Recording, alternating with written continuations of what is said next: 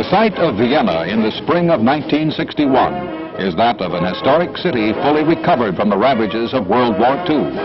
The capital of Austria, whose independence and neutrality was guaranteed by the great powers in the Austrian State Treaty of 1955. Now, in the spring of 1961, Vienna offered its hospitality for a personal meeting between two world leaders against a background of historic landmarks.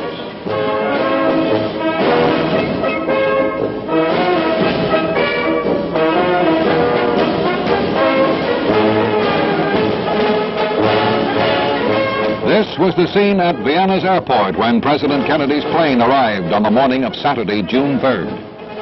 The world, beset by problems of Berlin and Laos, nuclear testing and disarmament, looked to Vienna as the President of the United States arrived, greeted by Austrian President Adolf Scherf and Chancellor Alphonse Gorbach.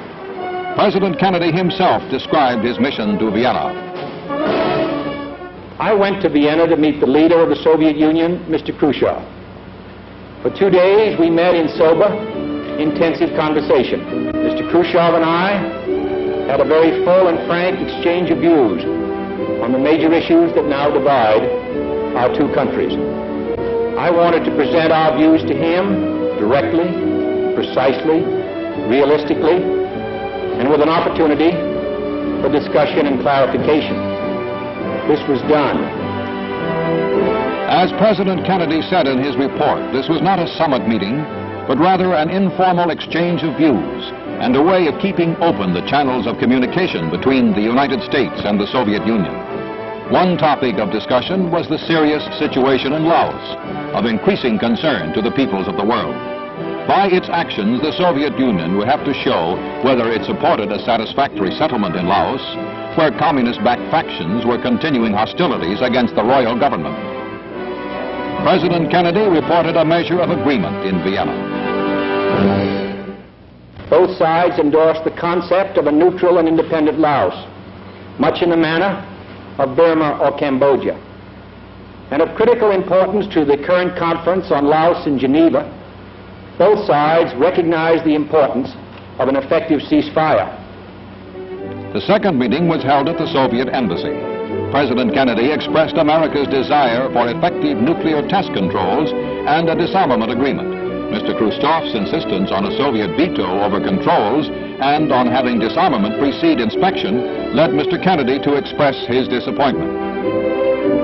In short, our hopes for an end to nuclear tests, for an end to the spread of nuclear weapons, and for some slowing down of the arms race have been struck a serious blow. But our most somber talks were on the subject of Germany and Berlin.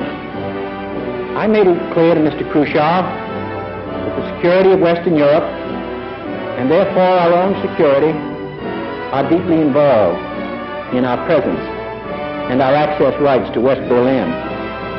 But those rights are based on law, not on sufferance, and that we are determined to maintain those rights at any risk, and thus meet our obligation to the people of West Berlin and their right to choose their own future.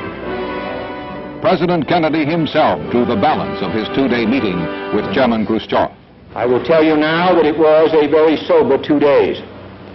There was no discourtesy, no loss of tempers, no threats or ultimatums by either side. No advantage or concession was either gained or given. No major decision was either planned or taken. No spectacular progress was either achieved or pretended.